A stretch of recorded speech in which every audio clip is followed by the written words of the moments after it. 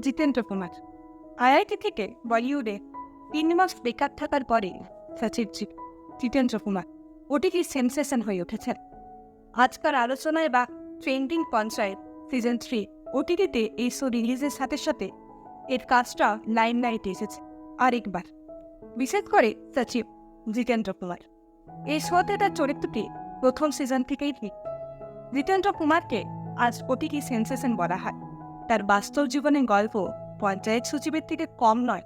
Amazon প্রাইমে শুরু হওয়া এই ওয়েব শোটি আসার সাথে সাথে সোশ্যাল মিডিয়ায় আলোড়ন সৃষ্টি করেছে। এই নিয়ে ফের আলোচনায় এসেছে সচিবজি ওরফে জিতেন্দ্র কুমার। ক্যাট পরীক্ষায় উত্তীর্ণ হয়ে এমবিএর জন্য প্রস্তুতি নিতে চায়। এতে তিনি পাস করবেন না ফেল করবেন তা আগামী পর্বে জানান। তবে পঞ্চায়েত সিজন 3 সেক্রেটারির বাস্তব জীবনের গল্প তার চরিত্রের চেয়ে কম নয়। ভক্তদের জিতু ভাইয়া একজন আইআইটি স্নাতক, ইঞ্জিনিয়ারিং পড়া শেষ করে চাকরিও করেছেন, কিন্তু ভাগ্যতালী অভিনয়ের দিকে নিয়ে আসে। জিতেন্দ্র কুমার কখন এবং কিভাবে সবার প্রিয় জিতু ভাইয়া হয়ে উঠলেন তা জানতে অভিনেতা হওয়ার আগে তার জীবন জানা প্রয়োজন। পঞ্চায়েতের সচিব জিতেন্দ্র কুমার 1 সেপ্টেম্বর 1990 সালে রাজস্থানে খৈরখারে জন্মগ্রহণ করেন। তার পরিবারের সবাই ইঞ্জিনিয়ার। সবাইকে একই পেশায় দেখে জিতেন্দ্র কুমারের পক্ষে সিদ্ধান্ত নেওয়া কঠিন ছিল না তিনি কি করতে চান।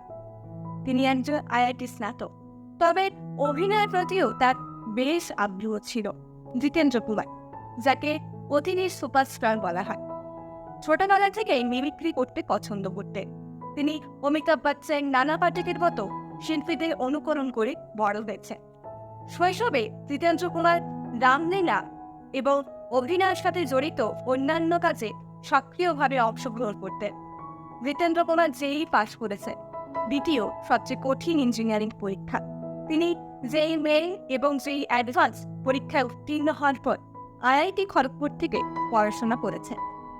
তিনি সিভিল ইঞ্জিনিয়ারিং বিটেক পাস করেন, কিন্তু পড়ালেখায় তিনি এতটাই উদাসীন ছিলেন যে চাকরি পাওয়া তার পক্ষে কঠিন ছিল। তিনি চাকরি পেয়েছিলেন, কিন্তু তারপর তার একটি প্রস্তাব তার ভাগ্য পরিবর্তন করে। আইআইটি খড়গপুর থেকে বিটেক করার সময় জিতেন্দ্র কুমার অভিনয়ের কৌশল শেখার সুযোগ পায়। প্রকৃতপক্ষে তিনি আইআইটি খড়গপুরের আয়োজিত অনুষ্ঠানের মাধ্যমে তার দক্ষতা অর্জন করতে সক্ষম হয়েছিলেন। কলেজের দিনগুলিতে তিনি প্রচুর নাটক করতেন। কলেজের শেষ বর্ষে তিনি তার সিনিয়র এবং বন্ধু বিশ্বপতি সরকারের একটি নাটক অভিনয় করেন। আইআইটি খড়গপুরের নাটক, পথ নাটক এবং শো করতে করতে তিনি টিভিএফে পৌঁছেছিলেন।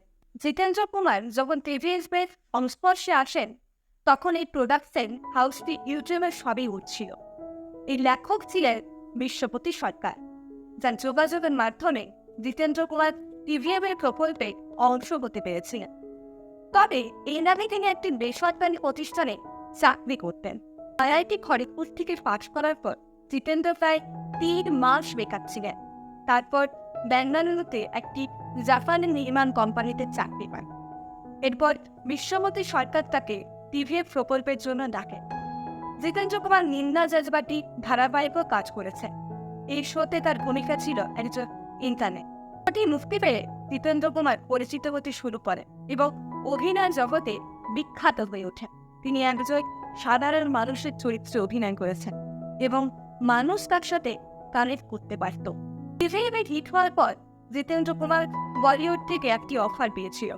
গণকেশ দিয়ে রিভিউ করেন তিনি। জিতেন্দ্র আয়ুষ্মান খুরানের সাথে সুমঙ্গল সাবধানে কাজ করেছেন। জিতেন্দ্র সমান বাহান, জাদুঘর, ড্রাই ডে ছবিতেও কাজ করেছেন।